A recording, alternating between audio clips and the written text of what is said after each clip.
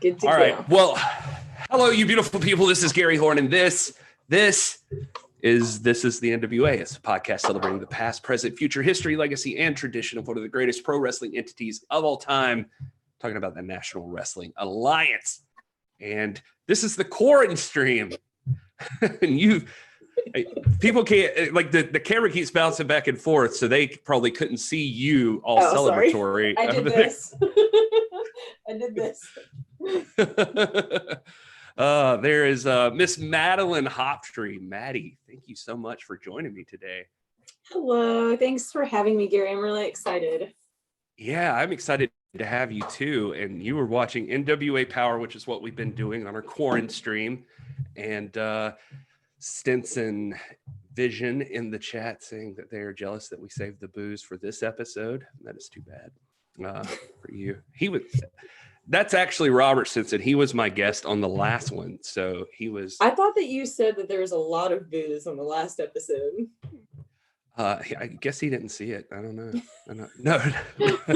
He was drinking on the last episode is what I was going to say. Okay. Yeah. He also says you have great ink too. Oh, so thanks. Appreciate that. Yeah. Thanks. Maddie, this is really cool. And it's cool that actually Rob is talking about you because we were having a conversation on the last episode about how, well, he is a principal and former, he's an Army vet and academic person.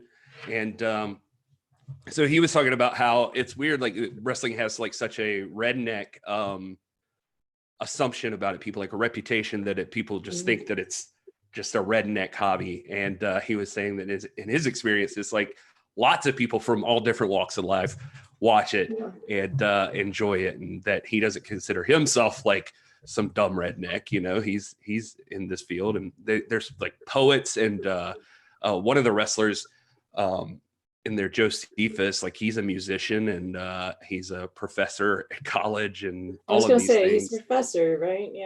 Yeah. So he's like into all these things. Obviously, Billy Corgan's his own thing.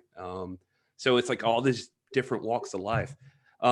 You've been on an episode before, but people might not have heard that one, or they haven't seen you at the same time. Like, do you have experience with wrestling prior to NWA Powerrr?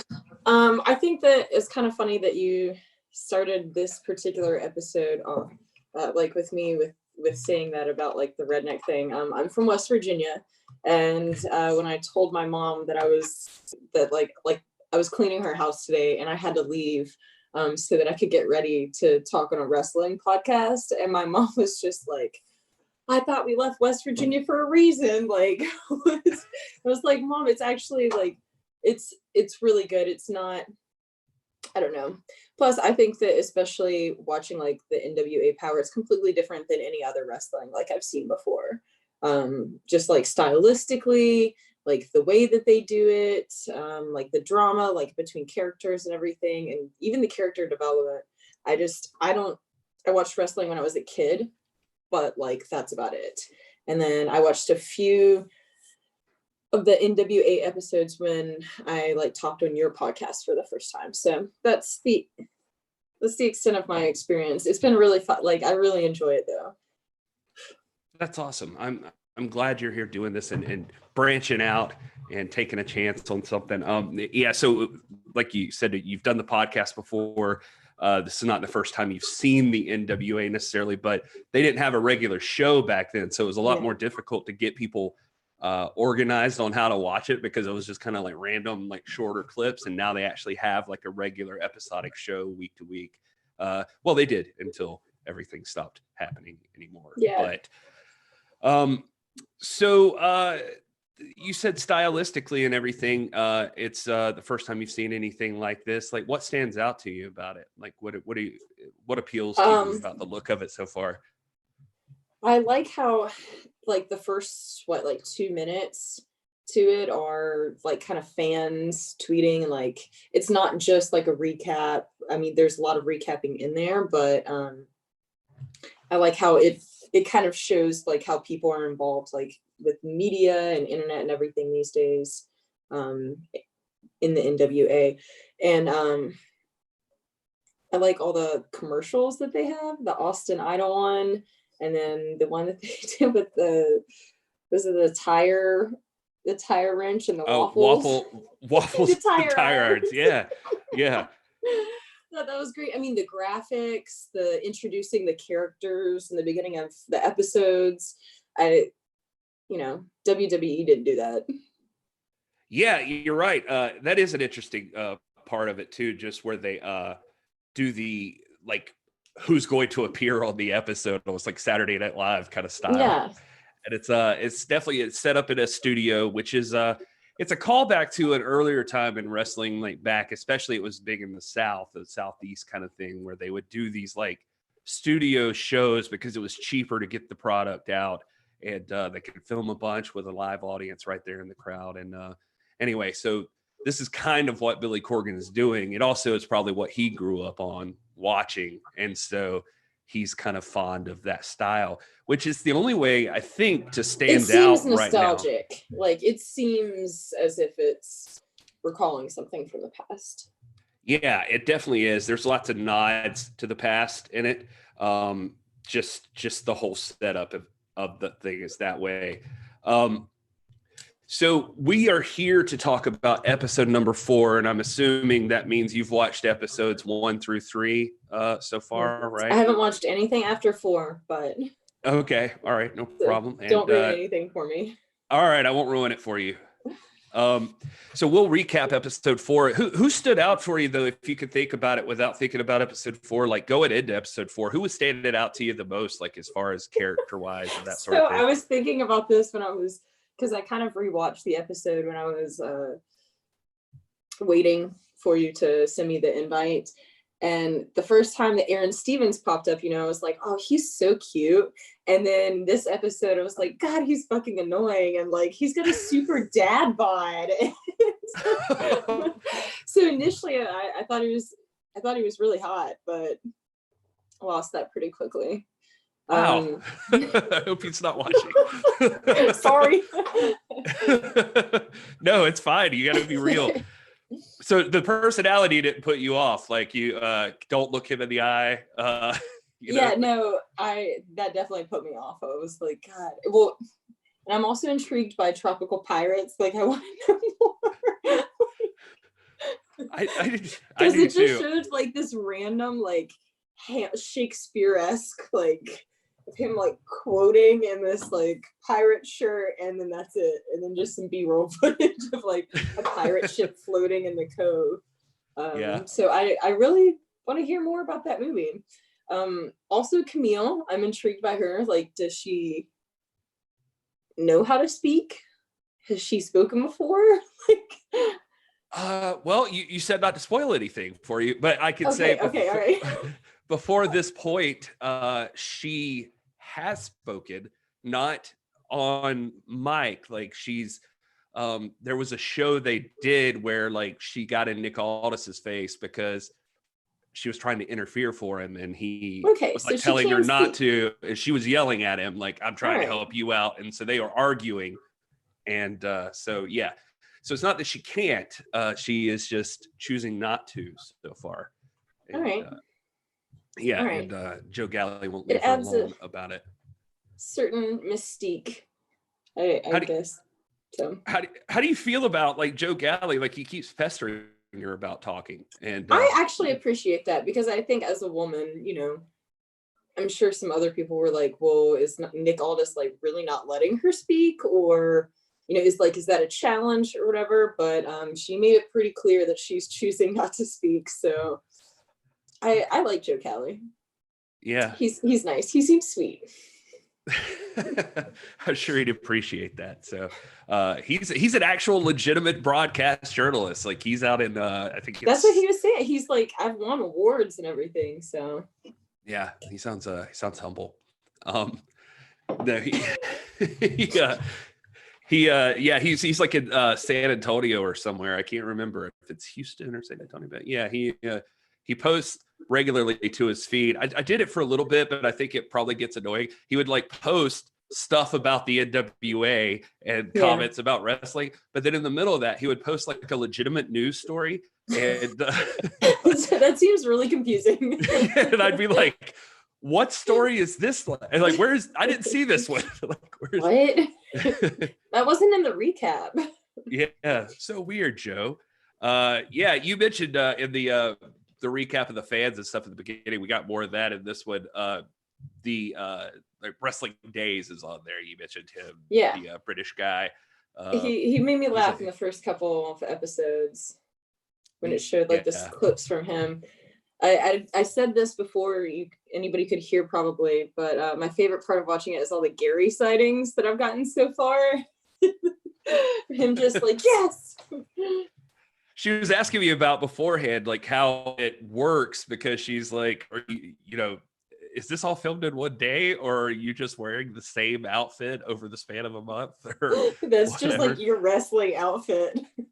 After the first set of tapings, it became like a joke that like maybe we should start bringing like changes of clothes. Because I was the first episode, I almost texted you and was like, I'm so excited. I saw so many Gary, like there were so many Gary sightings in this episode because you were in like the intro and everything.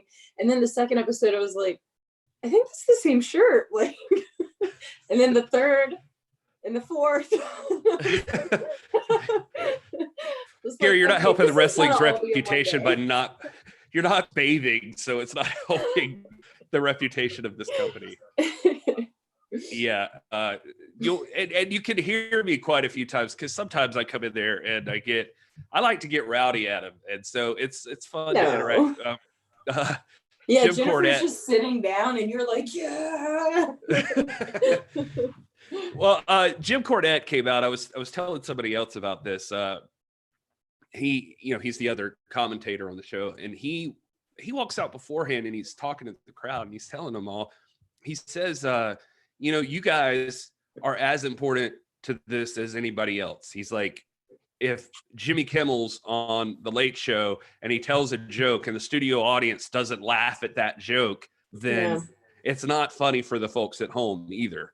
He's like, it matters that the audience thinks it's funny.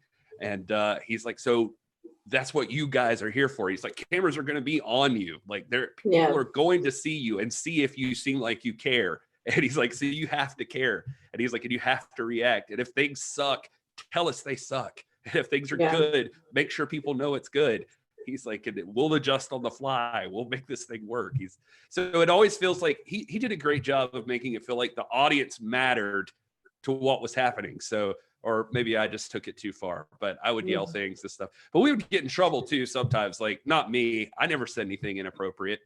I don't do that. But some people, like in episode 3, Eddie Kingston is standing behind the commentary and he's talking about if he'd have seen these guys out in the parking lot, he might have stabbed them up or something. Yeah. And that got bleeped by him, but the audience starts chanting, stab them up. And that wasn't even me, because I was just sitting there. I remember talking to Jennifer. I was like, man, I don't like, people are trying for somebody to get stabbed now. This feels like it got real wild. Yeah, that's intense.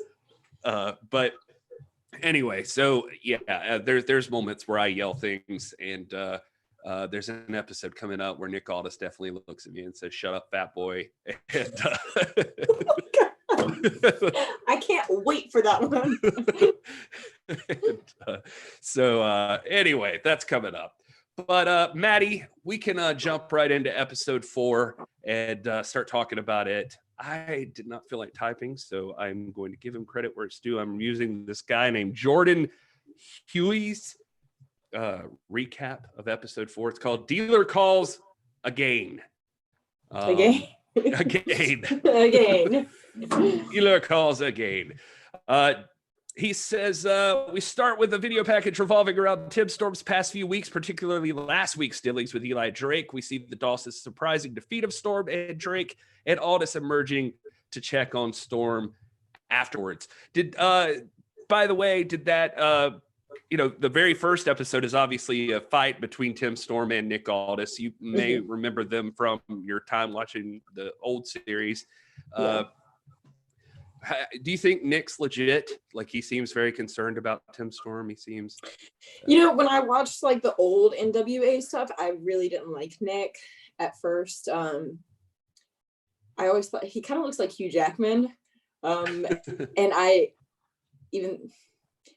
was just really not sure. He just seems, he comes across as kind of cocky, but in this like new series, I don't know if it's just like that they've chosen to portray him differently, but I like him a lot more. I think that he gives Tim Storm like the respect that he deserves, like especially at the end of episode 3 when they beat him up and Nick comes out.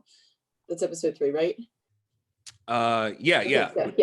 He checks on him after, when Storm's like beat down. He's, I've heard him say this, and then Allison Kay said it in the episode 4 to the girls, that you have to be like the person who holds the world heavyweight championship. You have to carry yourself differently, and you have to have like everything to lose. And I think that Nick is like, I think that both of them actually like are totally like representative of champions. Like I couldn't imagine anybody else being the champion right now. Yeah, he definitely carries it and makes it important. And it's like what everybody's after, which kind of brings us to the next little segment here, because Cornette and Galley introduce James Storm, and he comes out and says he's sick and tired of having to prove himself week after week. He doesn't think he should have to prove anything. That pissed me off. It just like right on. I'm sorry. No. I like it. I'm sorry. But he comes out and it's just, they're not even really, they weren't even talking about him at first, were they? And then he just like comes out and is like, I just have to prove myself and I'm sick and tired of doing it. Like, that's exactly what you're trying to do by coming out and interrupting something that has like nothing to do with you. Like, that's overcompensation. Like classically. I feel like he's probably meant to be the bad guy.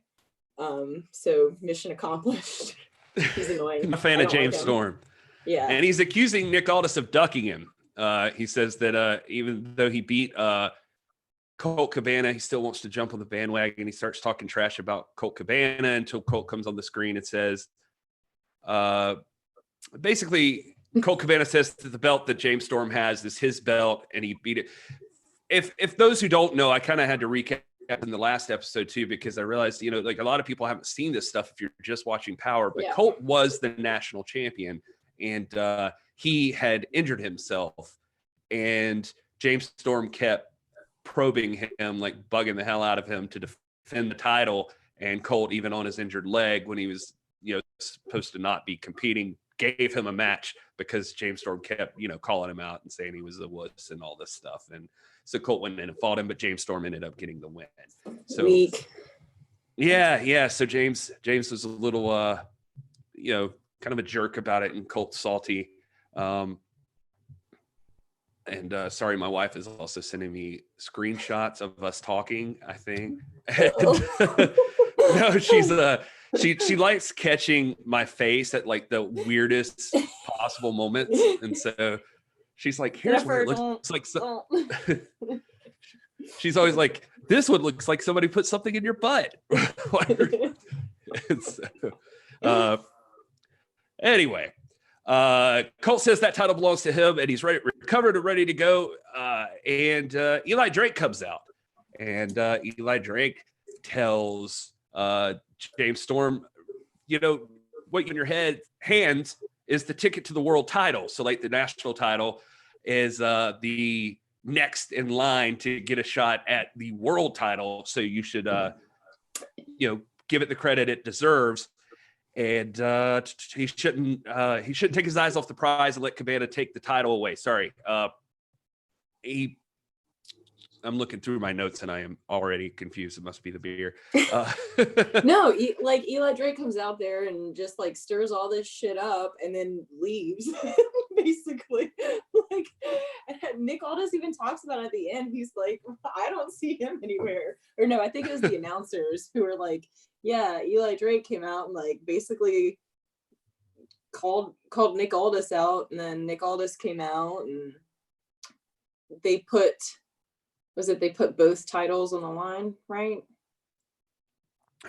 Yeah, there's a moment coming up for the main event. Yeah, he basically Nick comes out and says, all right, like all these people are talking their trash and stuff like that. And James Storm's probably talking because he's just a drunk. He's like, I'm going to chalk this up to alcohol. See? And, yeah, I even made a note about that. I was like, wow, calls him out for drinking and then calls Eli Drake out for being a wannabe.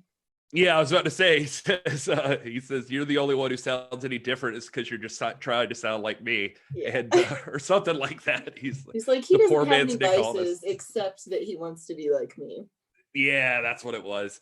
So, but is that a vice, Nick, or is that a plus? That's a good point. That's right. That's a good question. So Aldous says he's sick of the rhetoric.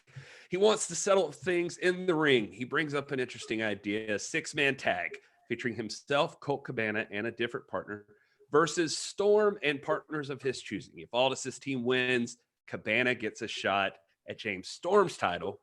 And if James Storm's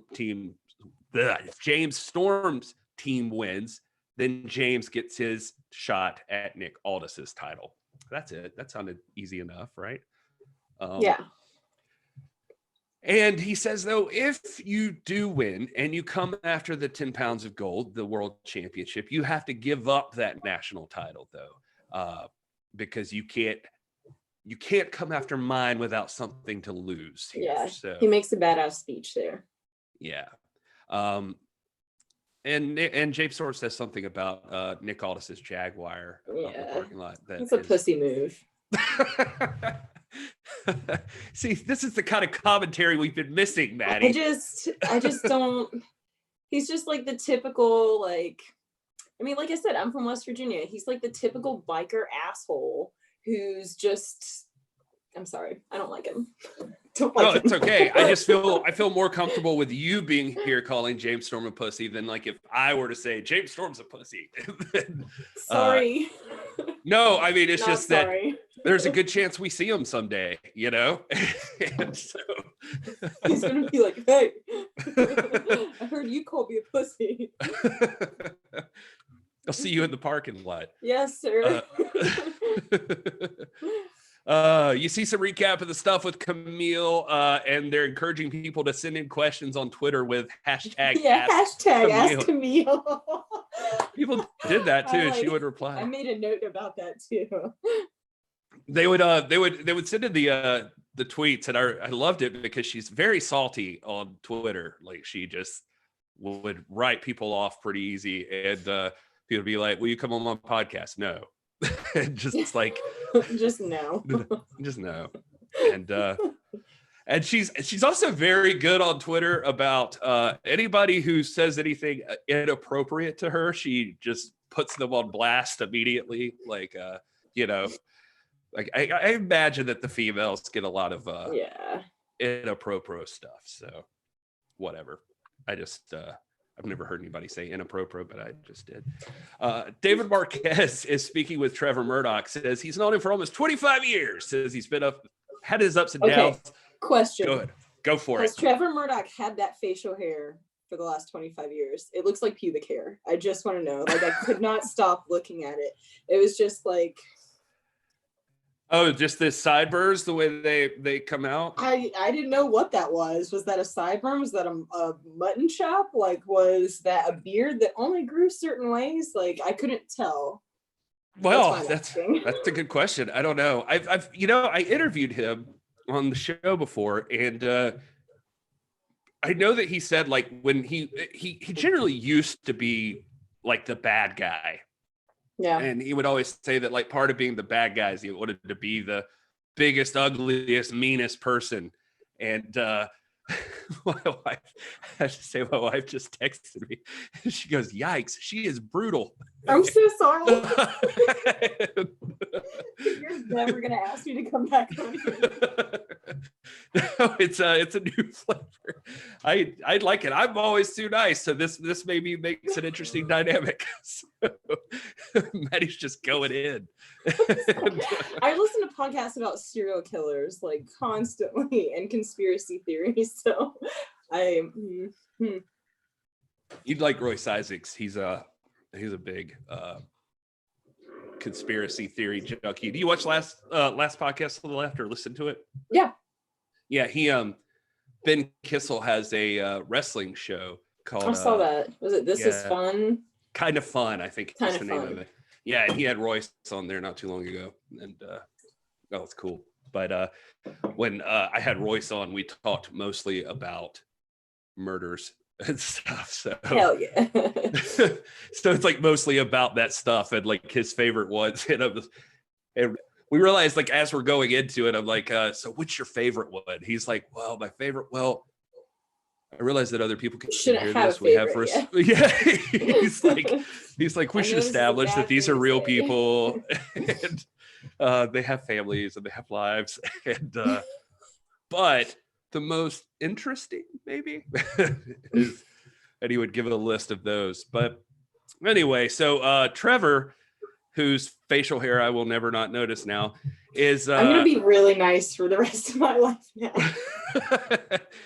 I mean, you're just being honest. That's what we got you here for. You're giving your legitimate feedback.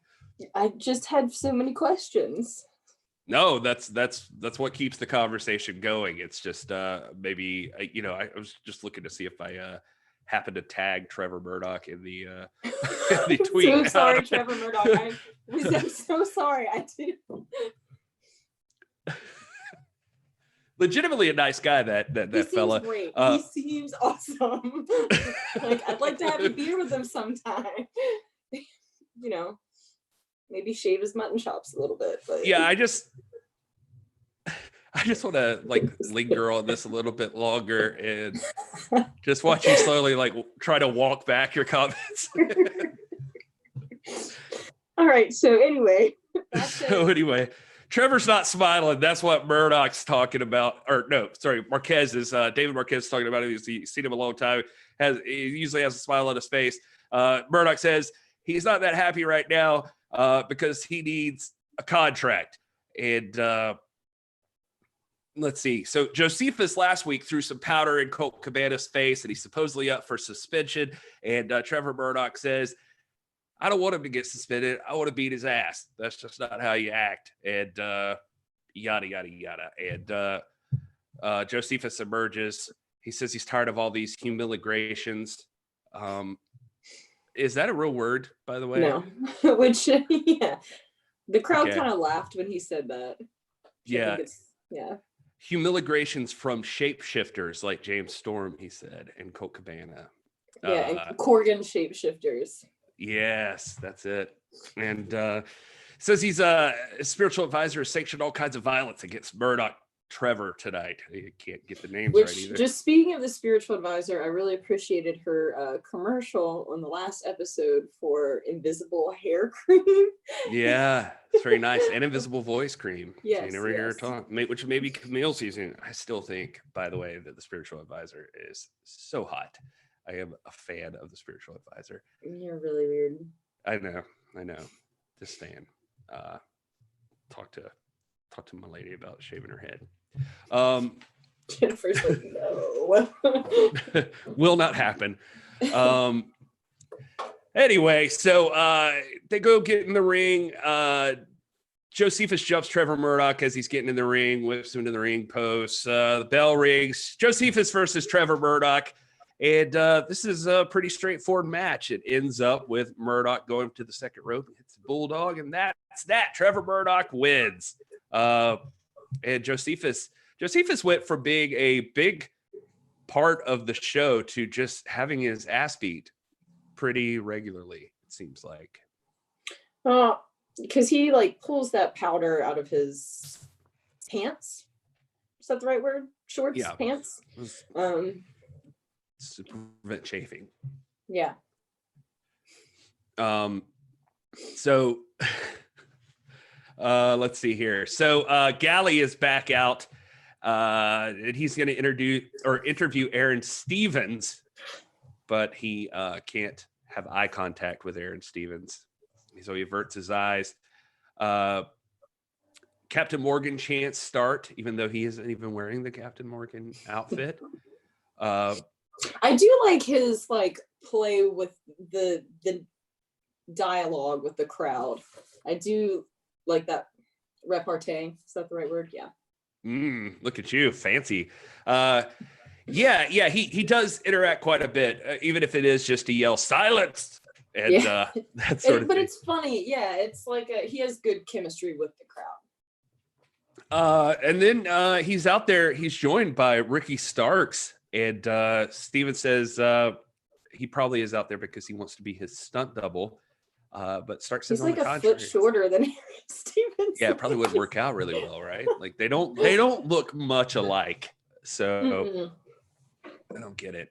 Aaron Stevens is a little oblivious though, but Starks is this is a kind of an awkward moment. Starks just like says on the contrary, like puts out his hand to like kiss. I thought the crowd was shouting, "This is gay," but then when I rewatched it, they were shouting, "Kiss his hand," and but I made a note about that, like the "This is gay" channel. It was pretty gay. Like it was a gay moment.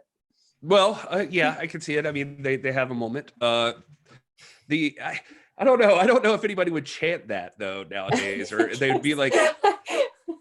Well, that's watching it. I was like, okay, good. Like it seemed weird, but yeah. Stevens tells him he looks ridiculous, and then Starks slaps him across the face and says, "Well, you talk too much." And he looks so wounded by that slap. Like it was like the most powerful slap in the world. Well, and he looks like a man that's been slapped by a lot of women. So Aaron Stevens, you think it's just because they think he's cute first, and then when things get a little physical, and they're like, "Oh, wow, real bad dad bod going on here." Not just the dad bod, but just like this self-absorbed personality. Oh, I gotcha. I was about to say, I mean, I'm not talking trash. I mean, no more trash talking.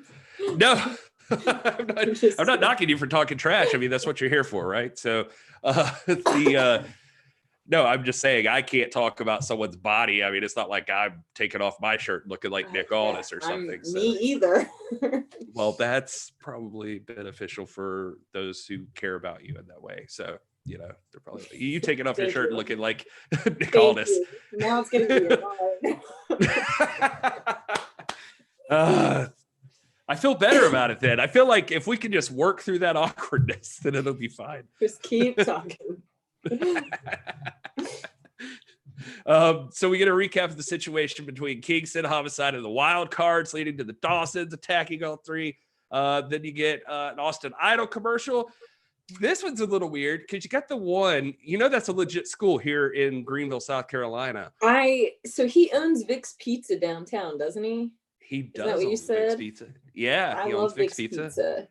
Or at least I think his son runs it, but yeah. So the other ones, the other commercials were like, quit your job, become a wrestler. But this was about the K-fob cocktail. What's K-fob? K-fob. It's kayfabe cocktail. So sorry. No. I mean, like you would know that, not being like some huge wrestling nerd. Kayfabe is the term that wrestling uses for keeping character, like keeping in character at all times. So it was like my history may be a little bit off, but it's like from the Carney days, like back when when somebody was walking through that doesn't know the storyline or like that's not part of the group, they would yell out like keep kayfabe. They would do it in locker rooms too later on. If like a person from the press was walking in and two guys that would normally supposed to be hating each other's guts or like hanging out playing cards or something, they'd yell out kayfabe, and then like everybody would straighten up and like separate and like pretend like they wanted to kill each other again, that sort of thing. So that's where the word comes from. The kayfabe cocktail, I don't know. I don't know. Get it on. Let's get it on. Yeah. He'd love to tell you what's in it, but that wouldn't be kayfabe, would it? And I don't really know. It's very rapey commercial from Austin Idol. It's weird. But so don't, if you see him out, if he comes into your bar, don't. No. But you may need to learn how to make one. So there's always I don't think so. It sounds like it's got a lot of rufalin in it. I'm good. I like that you went for like the real name. Like like everybody else in the world would call it roofies, but you're so above everything. The roofalin. Use the proper pharmacological term for it. Is pharmacological a word? I don't even know. All right. Video plays of the Rock and Roll Express, who amazingly are still alive and kicking. And after all, how old are they? They're pretty old. They look great for whatever age they are. 150. Awesome. But they're Ricky Morton is 32, and he's still stand by your comments. Button disease. Yeah, they're going to be coming soon, it says. And the Rock and Roll Express has been back since the I don't know, maybe late 70s, but at least the early 80s. And they're still wrestling. I think, that's awesome. Good for them. Yeah. No DQ match between Dawson's, Kingston, and Homicide is up next. And before the bell can even ring, there's a brawl on the floor. This is a brutal match. It was like I was like, man, these guys are just getting their asses kicked. Like Homicide and Kingston, the whole.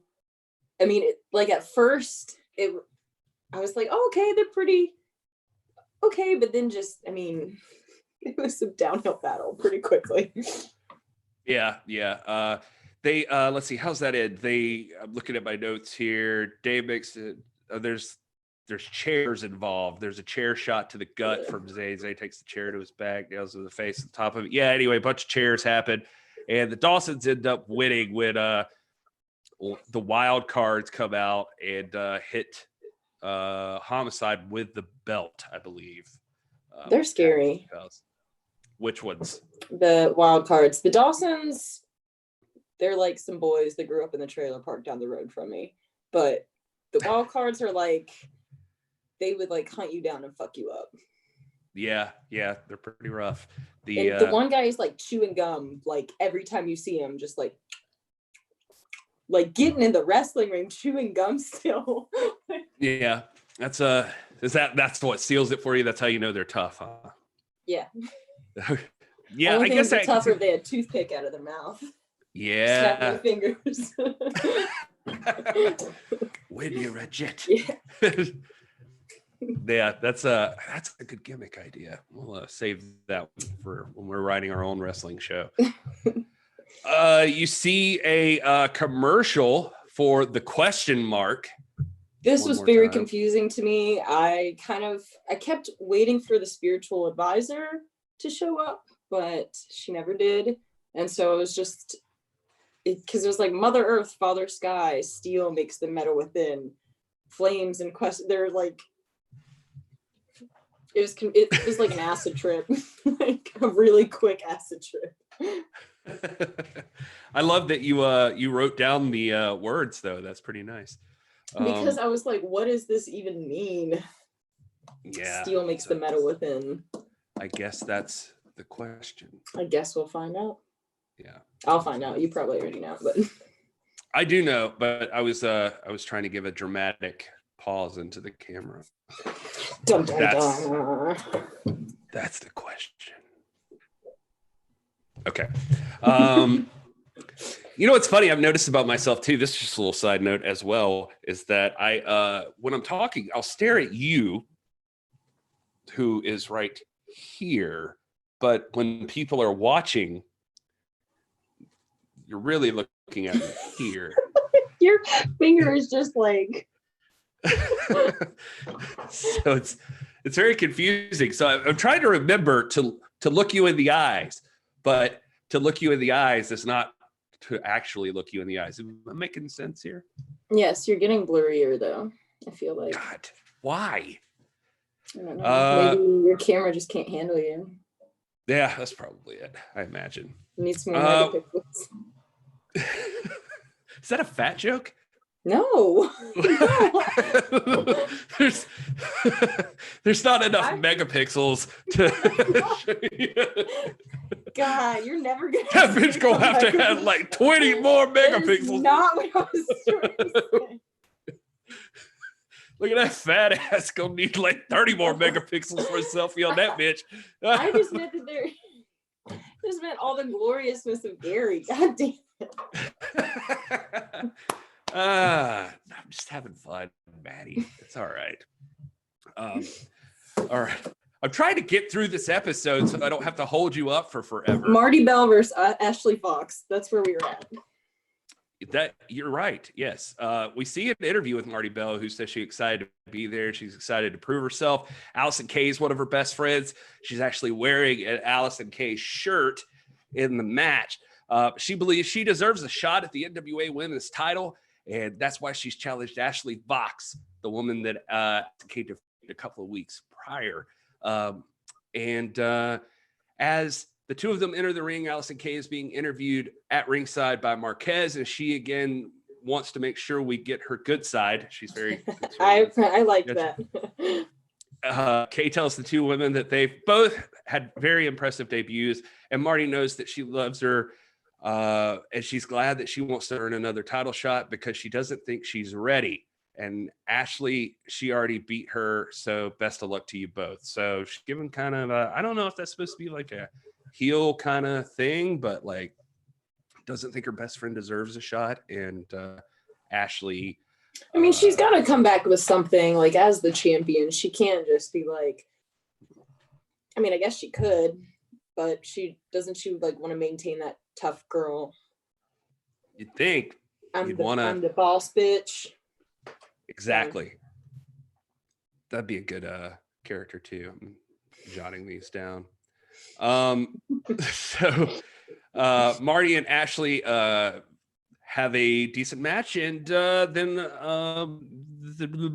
Marty escapes, wants to hook, blah blah blah. Sorry, I'm just this is so obnoxious. I'm sure I'm just like blah blah blah blah blah blah. There's a hit and blah.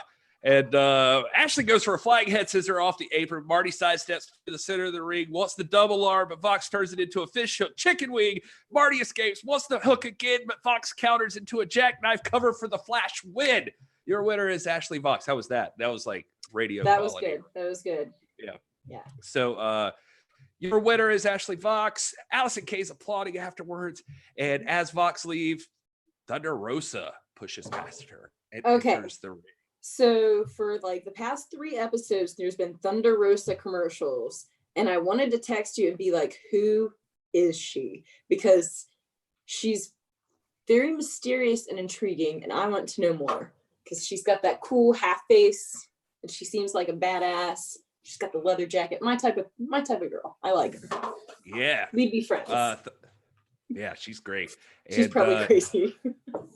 No, I've been lucky enough to interview her on the show, and hell yeah, she's legit, man. She is also an MMA fighter, and she will whip that ass like she is. She's not playing, and she looks tough as hell. Yeah, she's really really cool. Scrappy girl. Her family moved here from Mexico, and she has been working her ass off. Taking care of her family, and eventually found this skill with it out in wrestling and in MMA. And so she's here. She's finding some success in the NWA. I was the same way, man. She's really good at social media as well. Like I knew who she was before I ever saw a match because of like Twitter and Instagram. I would see pictures of her and I'm like, who is that? Like she looks cool. And she, when the NWA was starting their show, I remember telling people, like, I was like, oh, they get Thunder Rosa. Thunder Rosa seems awesome. And the way they announced her, I was like, hell yes. Like, Thunder Rosa. She was a star before she even walked out, I think. They did those commercials like leading up to her, because it was her first appearance in the NWA Powerrr like show or whatever. So because I hadn't seen her before or anything. I didn't know who she was, but they did a really good job of like doing the commercials for her with like the drum beat, like synchronized. I was about to say, cuts. Yeah.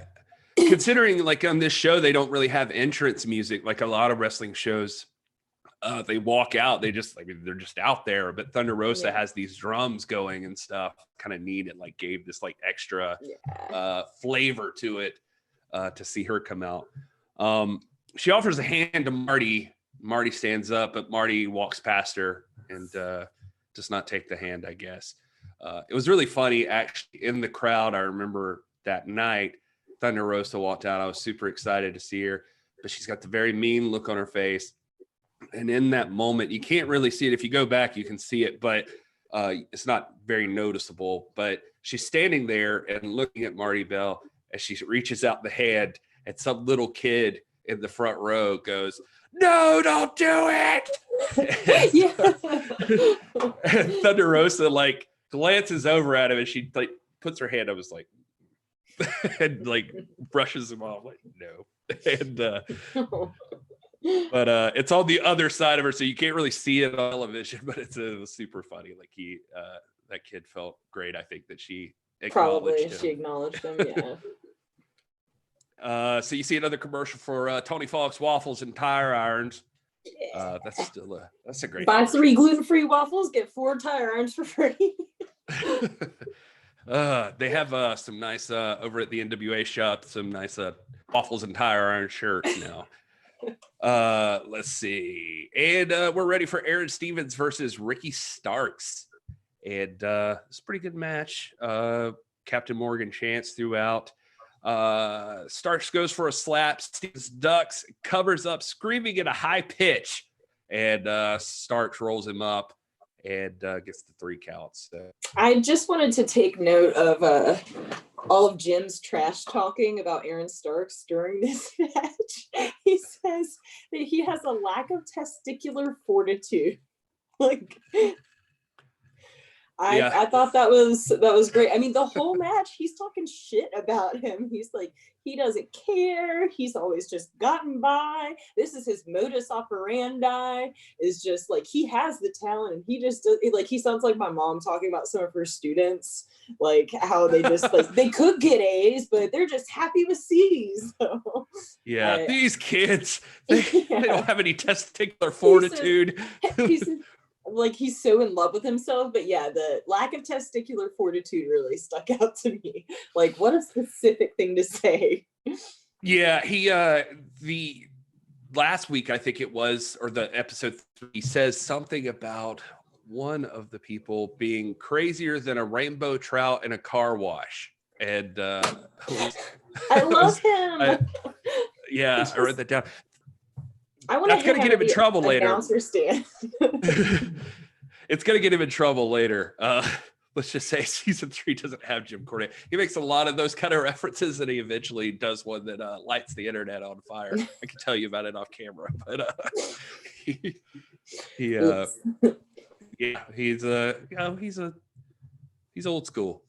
So the next match is our big main event, I guess. It's James Storm, and I mean, not like I guess. I mean, I think that was the next thing. It's not downplaying the main event. The 6 match thing. Yeah, this was the first question I had was like, where's Eli Drake? Like, the very first thing I was like looking around for him, and yeah. Where was Eli Drake? Yeah. I think it's weird. You bring that up. It didn't even occur to me that way, but they're even talking about that. I wasn't. Yeah, he was out there instigating the whole thing. When I was talking to Stevenson on the last one, we were talking about. I was like, Eli Drake he always looks like he's trying to play chess while everybody else. He's assuming you're playing checkers, and so he's like trying to think like 6 moves ahead, and he's instigating and stirring the pot, and then walks away. Stevenson's also very happy that your mom educator. So I saw that. Yeah. It's he's his favorite, by the way. You should see this. His family, he and his beautiful wife, and he's got 2 daughters, and they showed up at the NWA Powerrr tapings dressed as, well, you haven't seen him yet, but as Aaron Stevens and his buddy, the question mark. They'll that's fair, but that's the first time I ever saw the Stevensons. They were all dressed like character. So it was very nice. So I wonder if he's upset that we didn't spend enough time on Aaron Stevens. He loves Aaron Stevens. And I mean, I'll talk more about Aaron Stevens. Like, I'm okay. They look very similar, actually. They like I think Aaron Stevens has a little hide on him. And like in one of the comments, he said that as far as Aaron's cuteness goes, everyone says I look like him. Yeah. No, they do. They do literally look pretty close. So after some head games over whoever starts, it's going to be Aldis and Storm, except James tags out to Tom Latimer. So, so that's the kind of stuff you were talking about with Storm.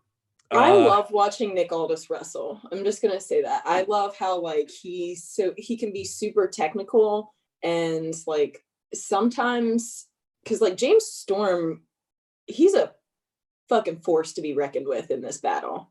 Like in this matchup, he really is. He just like demolishes like everybody that comes across his path. It was really impressive. But I love, like, Nick is beautiful when he wrestles.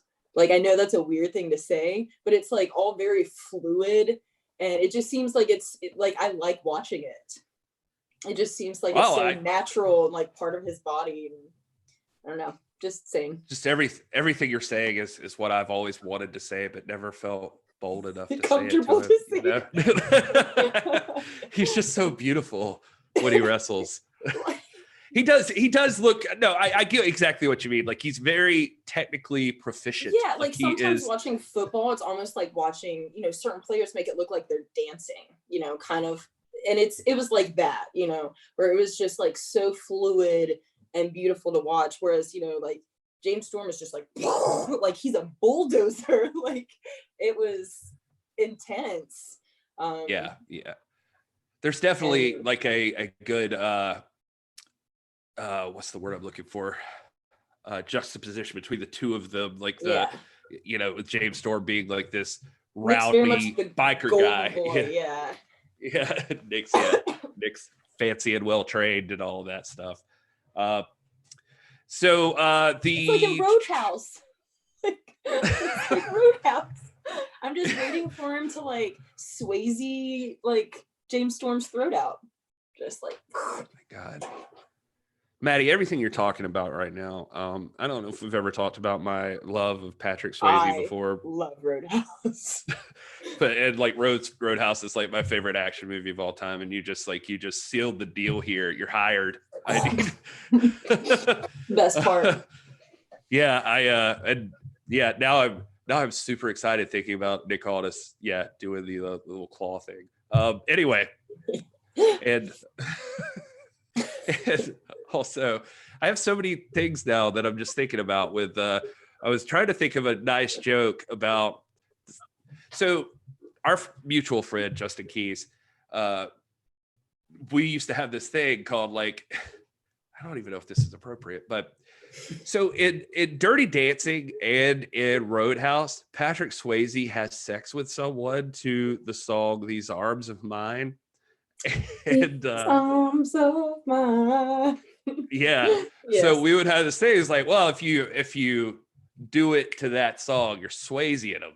And that was like anyway, so that should be, you know, a wrestler's theme song.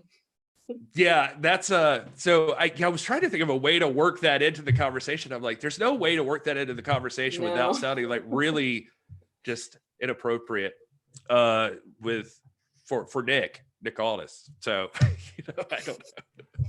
This is, oh man, there's times, Maddie, I feel like we're doing so great together and it's perfect. And then sometimes it's just like going off the rails. And I think it's mostly me. And I don't know why. No. This is A+ content here, folks. I think so too. So Anderson, the cat is close. Latimer charges, eats a forearm from Anderson. Uranagi is the name of that move from Aldis. Cabana hits the Superman pin for the 3 count. And that's what he calls it. That was cool.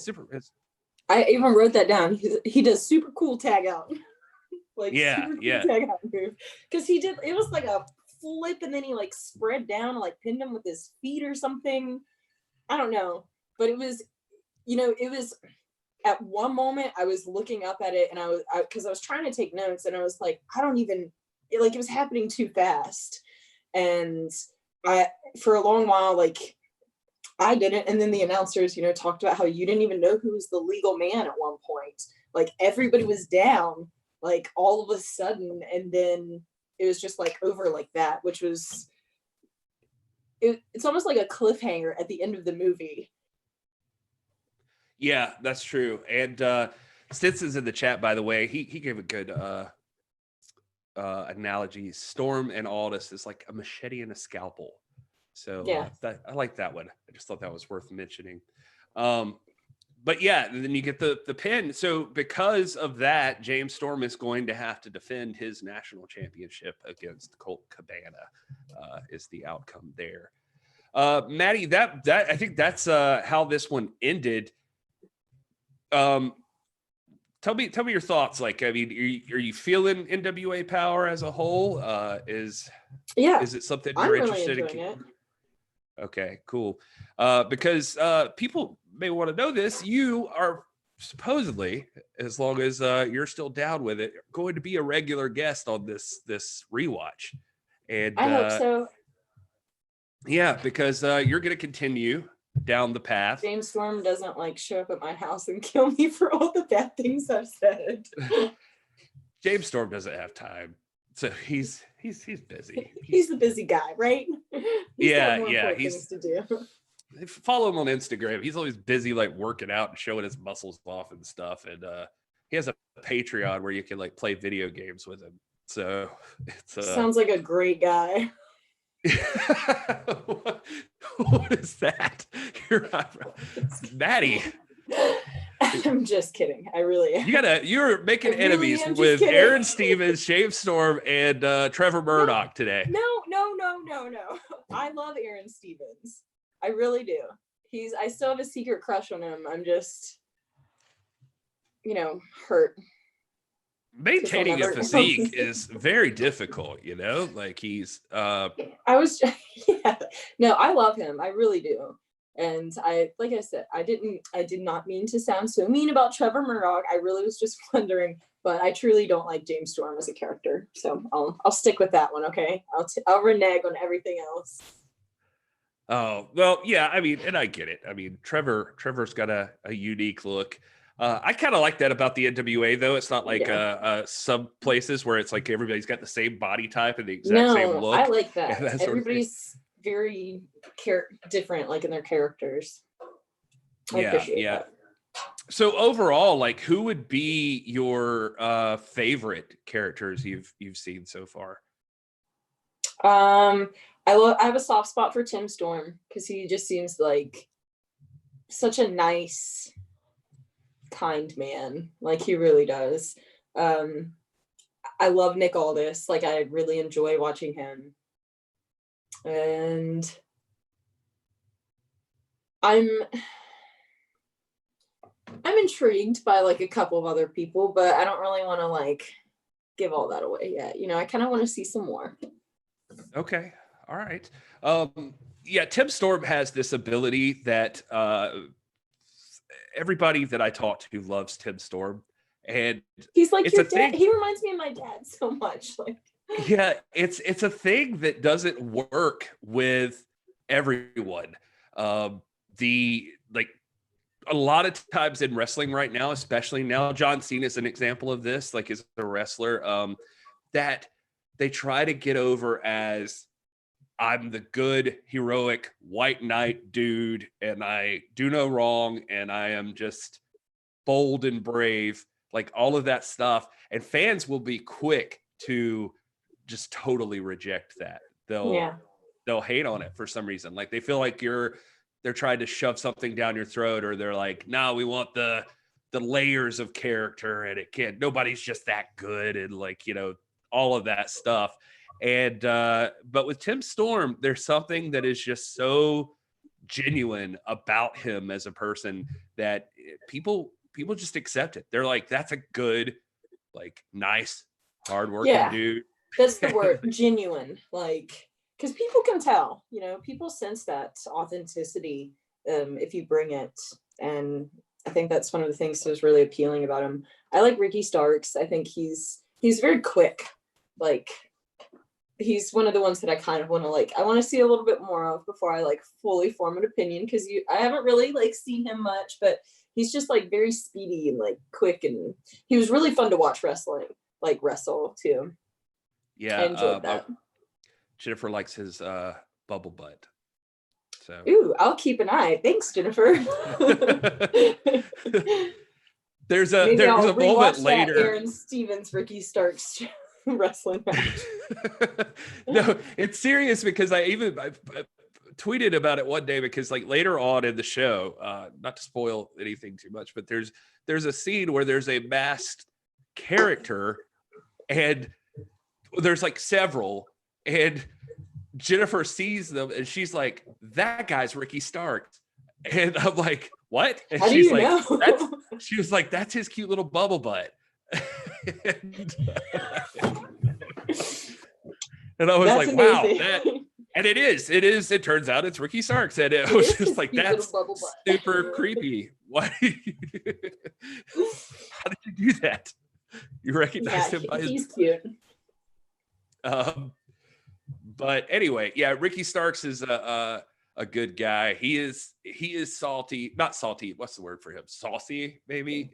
Yeah, he was feisty, spicy. Yeah, yeah. He's a lot of fun. They've all got really great social media personas. Maddie just recently joined Twitter, so if you get on there. So I'm sorry, I don't know how to tweet anything. I don't know what I'm doing. I'm learning every day. Yeah, but I'm happy that you started one, so that's nice. Yeah, I'm excited. The only reason I told you to do that is because one of the things, and if anybody's watching this, I know people are watching and I can see you. The thing is the NWA fam.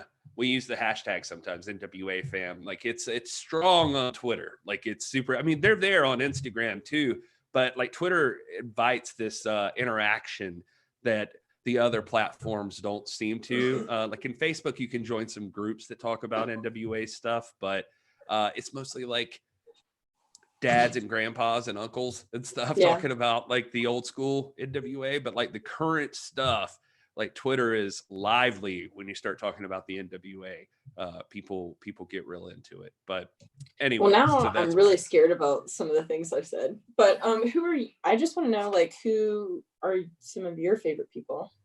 Who are some of my favorite people? Well, I have to. I am required by contract to say Nick Aldis. He is I say Nick Aldis because he's been legitimately very good to the show as well. He's retweeted, tweeted out stuff like that. Even today, he retweets the stuff we put out, and so that's really very awesome. Supportive. Yeah, he's very, very supportive of what we're doing here, and he doesn't have to be. I mean, he's got way more followers than we do, and it doesn't, he doesn't have to do anything. So he's a cool guy in that aspect. He'll do some things later in the show that I find questionable, but we'll get to that. But no, I think there's obviously Tim Storm. So skipping over him, I would say there's a little bit of me that has a soft spot for Trevor Murdoch. I don't know if it's a fat guy energy or what it is, but it's this. He's a guy who, if you've been watching wrestling, he's been a lot of places and he's done a lot of stuff, and he just never. He'll get some amount of success, but then it just kind of moves on for him, and he just travels to the next place. And he's just got this. He's a very hard worker, is what I'm trying to say, I guess. And you just want to see. I think as you get to know him even more too, you'll just see you want him to succeed. And he was trained by a legendary wrestler, a former world champion named Harley Race, and Harley died last year, and I believe it was last year. But the reason Trevor was there was he was at the funeral for Harley Trevor was trained by him and also taught at Harley's school. Mm-hmm. And he met David Lagana, who's the vice president of the NWA, and I think maybe Nick or something. And they were like, what are you doing right now? And because he had just been out of wrestling for a while. And supposedly he was just like, not anything. I teach and stuff like that. And they're like, well, why don't you come down to Atlanta and let's do something? And he was like, I'm out of shape. I'm not ready to do anything. Like I blah, blah, blah. And they were like, just show up. Let's see how it goes. And now it feels like he's taken this thing and made like a second chance out of it to try to. I'm excited to see happen. More of him. Yeah, he just so it's like that kind of story for me that kind of works.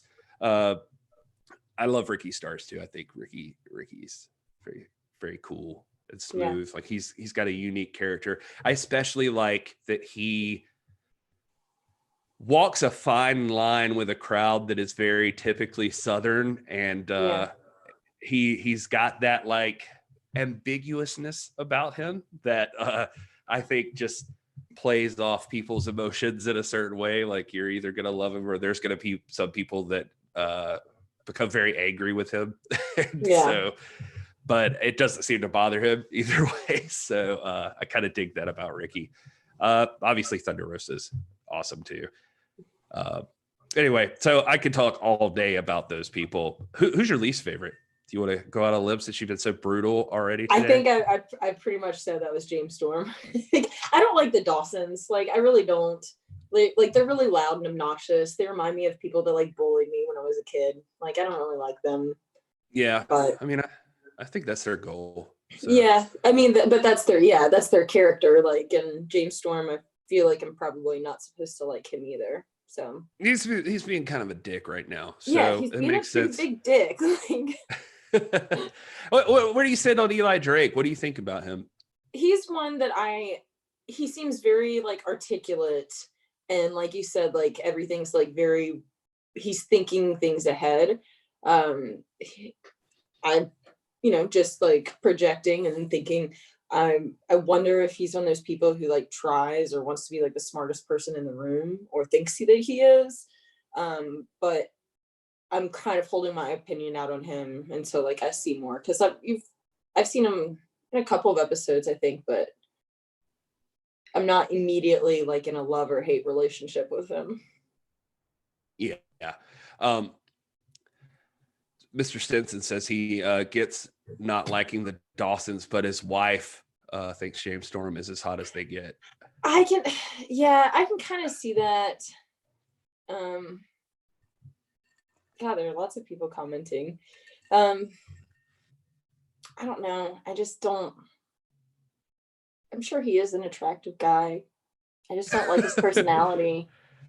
This is I mean, there are people commenting. I know. I let my computer go on save, so they're just big bubbles. Like honestly, like I'm glad we just got through the recap. Normally we can this is later, so I wasn't even sure anybody would show up for it. So it's nice to see some people come out. But this is later than normal streams happen. So well, thank you all for like all of the welcomes. It's very kind. I'm really excited to be a part of it. You're getting a lot of love on Twitter brutal. too. If you haven't no, I mean, these people are very opinionated. Who asked me to be their wife? Like who was that? That was where is that guy? I don't know. He said welcome to my new wife. I was like, dude, she's been on Twitter for like 2 minutes. Sorry, Corona. Sorry, you Corona. me about that, and I was just like, "What? What are you even talking about?" Like, I just made the Twitter, and then like I looked at it, and I was like, "Okay."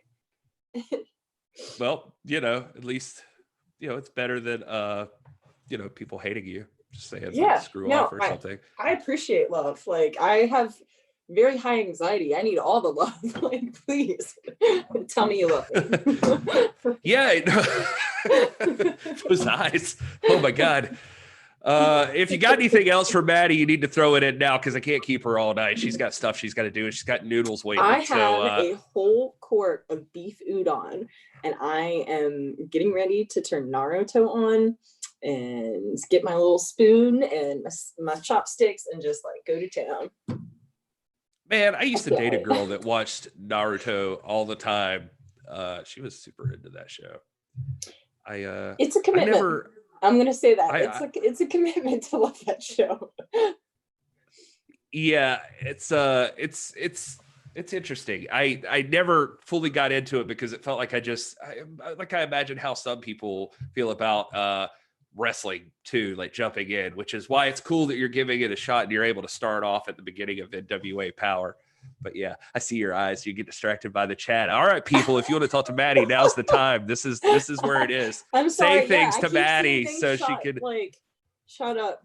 So yeah, I agree. Like all of the wrestlers that I've seen, like I really appreciate the characters that they play. Like that's something that I do, and I say like everybody is just a fucking badass in the ring. I love like how passionate, and also like how I feel like, because I studied acting for a really long time. I went to school for acting and literature. So I love seeing like character development and like the little idiosyncrasies that like, you know, I like when Eddie Kingston got all up in the wild card space and he just like flips his hat around. Like I started laughing my ass off because like my boyfriend's from New York and he does the same thing. Like whenever he gets really mad, he like flips his hat around and gets all tough. And I just like, it's little things like that I think make the show what it is. And I think that's part of what I appreciate about the NWA so much is if they're taking the time to even, you know, put up these little commercials, you know, to do that like 2-minute countdown where they're showing screenshots of like all of their fans, like people saying stuff like that, you know, that takes time. You're sifting through things and dedication and passion, and it shows. So that's something, it's contagious too. Like, I think that's something that, you know, Billy Corgan is obviously very passionate about wrestling, and Dave Lagana too. And you can see that through the work that they're putting out, which makes it great for us to watch. We got wrestling with the MMA with some more, saying welcome to the fam, Maddie. He's referencing some things like Strictly Resistance, End of Business. You won't get that quite yet, but Stevenson asks Maddie, here's a Piper's Note question. So Piper's Notes, by the way, is Piper is his daughter. He has 2 daughters, Piper and Petra. Hi, Piper. And, yeah, they are so used to what would happen is like if Jennifer would text me something, I would say a lot of times hashtag Jennifer Notes. Piper's was a fan of the show and she took it and she uses Piper's Notes, and she does a YouTube show herself, and she's a very young lady, but I've been on her show. She it's very cool. It's they watch a music video and just go over things. So I got to watch Depeche Mode, awesome. Yeah, Enjoy the Silence. Yeah, so we watched that together and discussed that video. So Piper apparently has a question of, well, what kind of music are you into, and what's your favorite band? So honestly, I love a lot of 80s new wave. Like I listen to a lot of The Cure and the Smiths and Joy Division, some like punk music. I've been really into the Stooges lately, but I also like listening to like doo-wop music and old country. Like I would say I'm a pretty varied person, because I can also like jam out to Adele, no problem. So yeah, I pretty varied. I love Elliott Smith. I know it makes me, it's just the sad girl, sad 90s girl that I am. I will always be. I love Elliott Smith. The Velvet Underground is probably that, or the Stooges. They're probably one of my favorite bands, and the Smiths. Morrissey's such a jerk, but yeah. Morrissey's yeah, I mean, it's tough. Like that he's one of those guys, separate the art from the artist, I think, a lot of times. So, I just have so many pairs of Doc Martens. Like that's just who I am, you know. I love Docs. But apparently you hit all the favorite bands. So Psychotronic Film Society podcast has been obsessed with the Stooges lately. It's a Yeah, podcast. It doesn't have its own well, life. So I mean, honestly, like I've always loved Iggy Pop and listening to a lot of like old punk music, but because my uncle, before he died in Iraq, Afghanistan, that was like one of our like few bonding things that we got to do before he died. I was like 15, and I was really emo. I just got back from Germany and like really into punk music, and so suicidal tendencies, all that stuff kind of led me down there. So that's exciting. yeah, that is exciting.